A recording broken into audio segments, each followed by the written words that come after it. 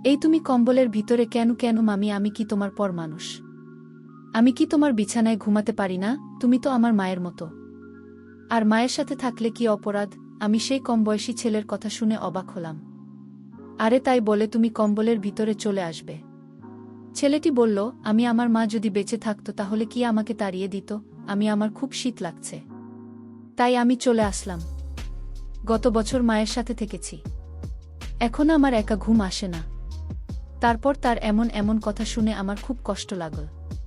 তারপর আমি তাকে আমার বিছানায় থাকতে দিলাম।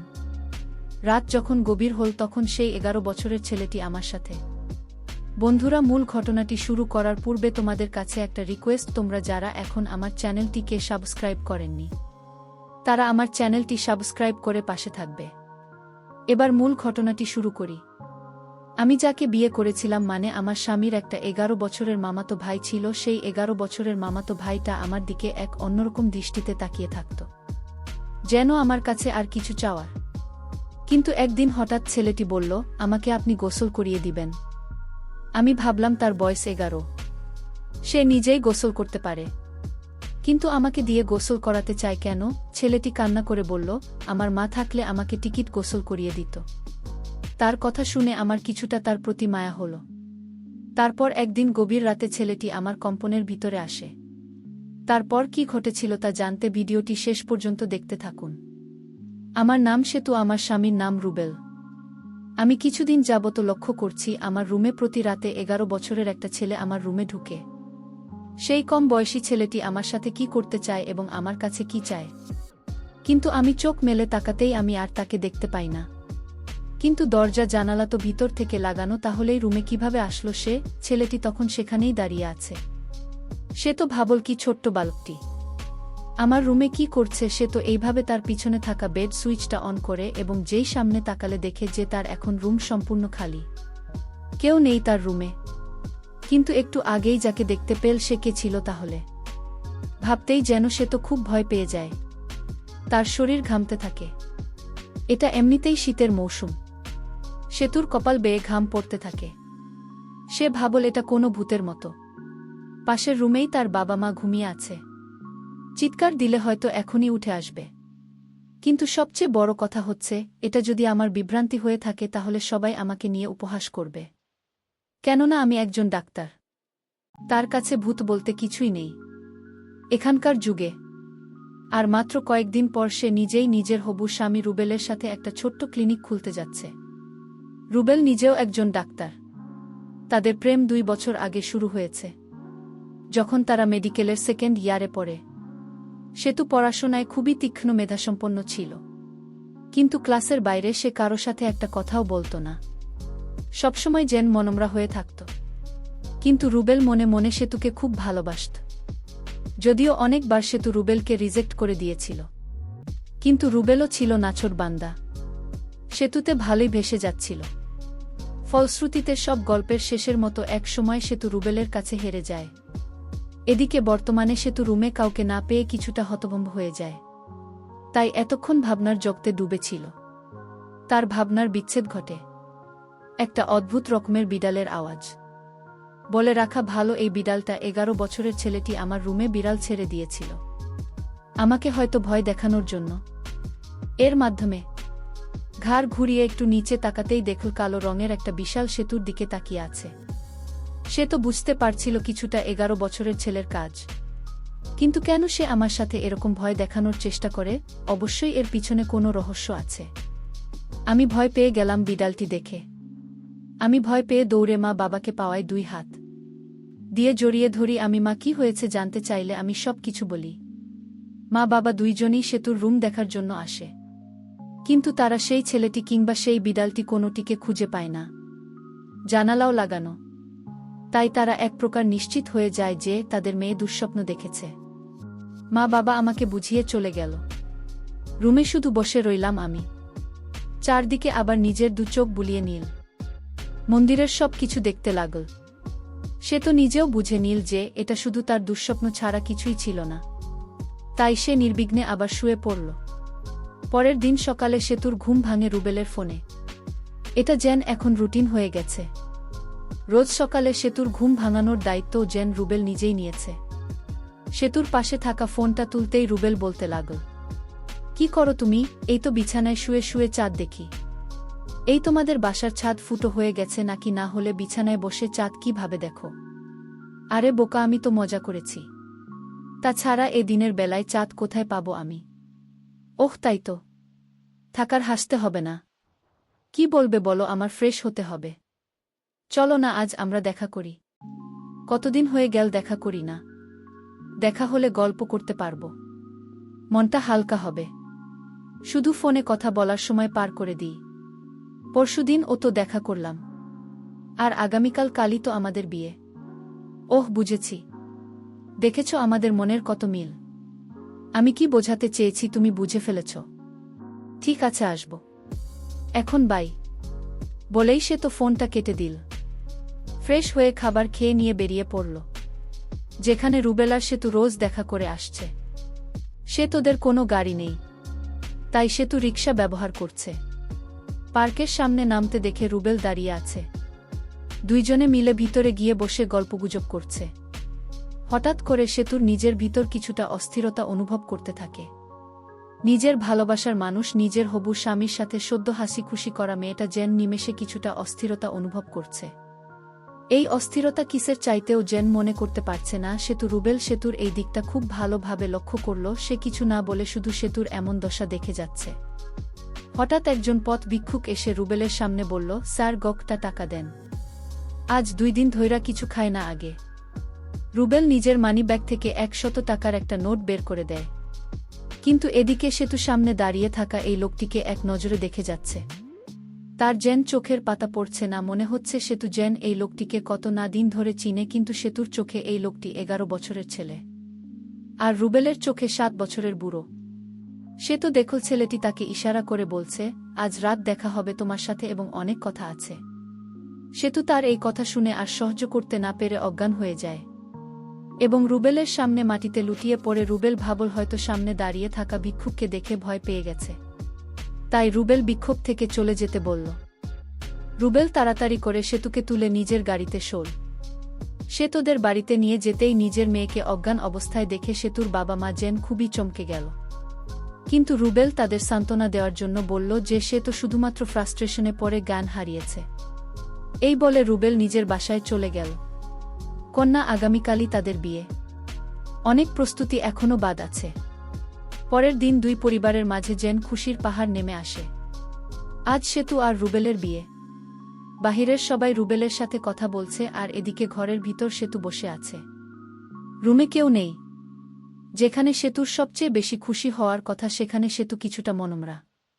ধীরে ধীরে বিয়ে খুব ভালোভাবে সুসম্পন্ন হল। বসে যে রুবেলের বাড়িতে প্রবেশ করল। রুবেলের একটা মামাতো ভাই ছিল, তার বয়স 11 বছর, দেখতে অনেক সুন্দর। ছেলেটির নাম বাপি। রুবেলের মামাতো ভাইয়ের মা বাবা ছোটবেলায় মারা যায়। তার আর আপন বলতে পৃথিবীতে কেউ ছিল না, আর তাই রুবেল তাকে নিজের বাড়িতে এনে স্কুলে ভর্তি করে দেয়। আর তখন থেকেই রুবেলের মামাতো ভাই তাদের বাসায় থাকে। যাই হোক, আমি যেদিন রুবেলের ঘরে বসে গেলাম তখন দেখতে পেলাম 11 বছরের ছেলেটি বাপিকে। বাপিকে আমি দেখে অবাক হয়ে গেলাম। আমার রুমে যে ছেলেটিকে দেখতে পেতাম ঠিক রবিনের মতো। আমার মনে হচ্ছে এই ছেলেটি আমার রুমে যেত, কিন্তু কেন যেত তার মতো আমি বুঝতে পারিনি। একদিন ঠিকই বুঝতে পেরেছিলাম, সেটা আবার অনেক কৌশলে। এই বিষয়টা পরে বলছি। আমি তখন ছেলেটিকে দেখে আমি তাকে ডাক দিলাম, বাপি তুমি আমার কাছে আসো, তোমার সাথে আমার কথা আছে। আমি ডাক দেওয়ার সাথে সাথে সে আমার কাছে চলে আসলো। আমি তাকে জিজ্ঞেস করলাম, তুমি কতদিন ধরে বাড়িতে আছো? সে বলল, আমার বয়স যখন 5 তখন থেকেই আমি বাড়িতে আছি। তোমার মামাতো ভাই মানে রুবেলের সাথে যে আমার প্রেম ছিল সেটা তুমি কি জানতে? সে বলল, রুবেল ভাই আর তোমার যেদিন প্রথম সাক্ষাৎ করো এবং ভাইয়া যেদিন তোমার সাথে ফোনালাপ করে তখন আমি সব শুনতাম, তোমাদের প্রেম সম্পর্কে সব জানতাম আগে থেকেই। আমি তার কথা শুনে অবাক হয়ে গেছি। তাহলে কি এই ছেলে আমার রুমে রাতে যেত? কিন্তু কেন যেত এর কিছুই আমি জানতাম না। তবে কেন যেত এটা আমার জানতে হবে। কিছুদিন পরের কথা, আমি যখন বাথরুমে গোসল করতে যাই তখন এই বাচ্চা ছেলেটিকে আমি বাথরুমে দেখতে পাই। আমি যেদিকেই যাই শুধু তাকেই দেখতে পাই। কেন সে আমাকে ফলো করে, আমার কাছে কি চায়? ছেলেটি আমার দিকে বাজে দৃষ্টিতে তাকিয়ে থাকত। আমি তাকে জিজ্ঞেস করলাম, তুমি এভাবে তাকিয়ে কি দেখছ? সে বলল, আমি কিছুই দেখি না। তবে তোমার প্রতি আমার কেন এত মায়া লাগে জানি না। আমার ইচ্ছা করে 24 ঘন্টা তোমার দিকে তাকিয়ে থাকি। আমি বললাম, কি বলছো তুমি? তোমার কি মাথা ঠিক আছে? সে বলল, আমার মাথা ঠিক আছে, তোমার মাথায় সমস্যা আছে। আমি তার প্রতিটি কথা শুনে আমার অবাক লাগত। সে আমার সাথে অদ্ভুত কথা বলতো, যেটা বড় মানুষও বলতে পারত না। বিয়ের প্রায় আমাদের 6 মাস হয়ে গেল। এদিকে আমার স্বামী আমাকে বলল, আমাদের একটা ক্লিনিক রেখেছিলাম, সেই বিষয়ে কথা বলতে বা কনফার্ম করতে ঢাকা যেতে হবে কিছুদিনের জন্য। পরের দিন আমার স্বামী চলে গেল ঢাকায়। আমি বাসায় একা, আমার শ্বশুর বাড়িতে ছিল শুধু। আমার শাশুড়ি মা অনেক আগেই মারা গিয়েছিল। তারপর রাতের খাবার খেয়ে আমি আমার রুমে ঘুমাতে গেলাম। রাতের মাঝামাঝি সময়ে আমার ঘরে আমি কারো হাঁটার শব্দ শুনতে পেলাম এবং আমি আমার নিজের বাড়িতে যে বিড়ালটা ছিল সেই বিড়ালটা আমার রুমে দেখতে পেলাম। আমি ভয় পেয়ে কান্না করতে লাগলাম। হঠাৎ করে দরজাটা খুলে 11 বছরের ছেলেটি আমার কাছে এসে বলল, কি হয়েছে আপনার? কোনো সমস্যা হয়েছে কি আপনার? আমি বললাম, আমাদের বাড়িতেই বিড়ালটাকে আমি দেখতে পেতাম, কিন্তু আজ দেখি আমার শ্বশুরবাড়িতে তো এই বিড়ালটা দেখতে পেলাম। আর তাছাড়া আরও একটি কথা হলো, তোমাকে আমি বলিনি এখনো। ঠিক তোমার মতো একটা ছেলেকে দেখতে পেতাম। প্রতি রাতে আমার রুমে কিভাবে আসতো আমি জানি না। তখন সে আমাকে বলল, এটা আপনার মনের ভুল, আপনি মনে হয় দুঃস্বপ্ন দেখেছেন। আমি বললাম, না, আমি এটা বাস্তবে দেখেছি। সে আমার কথা কিছুতেই বিশ্বাস করল না। এর পরের দিন আমি গোসল করতে গেলাম। তখন ছেলেটি আমাকে বলল, আমার একটা কথা রাখবে। আমি বললাম, কি কথা? সে বলল, আমার মা আমাকে গোসল করিয়ে দিত, নিজে হাতে খেতে দিত। আমি আজ 4 বছর যাবত সেই স্নেহ থেকে বঞ্চিত। তাই যদি আপনি কিছু মনে না করলে আমাকে আপনি গোসল করিয়ে দিবেন এবং নিজ হাতে ভাত খাইয়ে দেবেন। আমি তার কথা শুনে অবাক হয়ে গেছি। আমি তখন তাকে সান্ত্বনা দিয়ে বললাম, আরে বোকা, তখন তো তুমি ছোট্ট ছিলে, আর এখন তো তুমি বড় হয়েছ। এখন তুমি নিজে গোসল করতে শিখেছ, নিজ হাতে খাইতে শিখেছ। এখন তো তুমি বড় হয়েছ। আমার কাছে তার এই চাওয়াটা আমার কাছে যেন অদ্ভুত লাগল।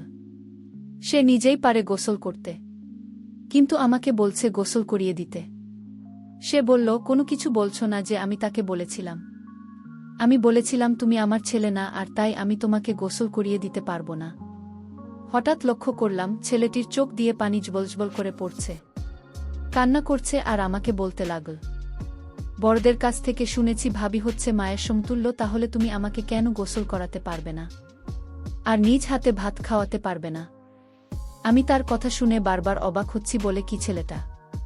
আমি তাকে বলেছি, ঠিক আছে, আমি তোমার সব কথা শুনব, তার আগে তোমার একটা সত্যি কথা বলতে হবে। সে বলল, আমি কোনো দিন কারো সাথে মিথ্যা কথা বলিনি, আর বলবো না। আপনি বলেন, কি বলবেন? তখন আমি তাকে জিজ্ঞেস করেছিলাম, আমার বাড়িতে রাতে তুমি কি আমার ঘরেই বিড়ালটি ছেড়ে দিতে এবং তুমি কি আমার রুমে যেতে? তখন সে বলল, আমি যেতাম। তার এই কথা শোনার পর আমার সারা শরীর ভয়ে কাঁপতে লাগল। মাত্র 11 বছরের ছেলেটি কিভাবে আমার রুমে গেল? আমি তাকে আবার জিজ্ঞেস করলাম, কেন যেতে আমাদের বাড়িতে? তখন সে বলল, আগে আমাকে গোসল করিয়ে দাও, তারপর বলছি। তার আগে আমি কিছুই বলবো না। তার একটাই কথা, তাকে গোসল করিয়ে দিতে হবে। আমি তাকে সন্দেহ করতে লাগলাম আর ভয় করতাম, কারণ তার যে কোনো উদ্দেশ্য আছে। আমি মনে মনে একটা সিদ্ধান্ত নিলাম তাকে পরীক্ষা করার জন্য। আমি তার মনের উদ্দেশ্য তা জানার জন্য আমি তাকে গোসল করাতে রাজি হলাম। আমি তাকে গোসল করাতে নিয়ে গেলাম। গোসল করার সময় সে কান্না করতে লাগল আর বলতে লাগল, আমার মা বেঁচে থাকলে হয়তো তোমার মতো এভাবে গোসল করিয়ে দিত। 11 বছরের সেই ছেলের কথা শুনে আমি অবাক হতাম। ঠিক আছে, আজ তো তোমায় গোসল করিয়ে দিলাম, তোমার কথা রাখলাম। এখন বলো, এই বিড়াল এবং আমার ঘরে তুমি কিভাবে যেতে? তখন সে যে কথাটা বলল তা শুনে আমার মনে হলো আমার দম বন্ধ হয়ে আসছে। সে বলল, আমার মা মারা যাবার পর আমি আমার মায়ের জন্য কান্না করতাম। আমি আমার মাকে কিছুতেই ভুলতে পারতাম না। আমার মায়ের মুখখানা সবসময় চোখে ভেসে উঠত। আমার রাতে ঘুম আসত না। আমি মামার কোনো কথা শুনতাম না। আমি এদিক সেদিক চলে যেতাম। তখন মামা আমাকে একজন সাধু বাবার কাছে নিয়ে চলে। সাধু বাবা আমায় দেখে বলল, এই ছেলে তার মায়ের জন্য পাগল।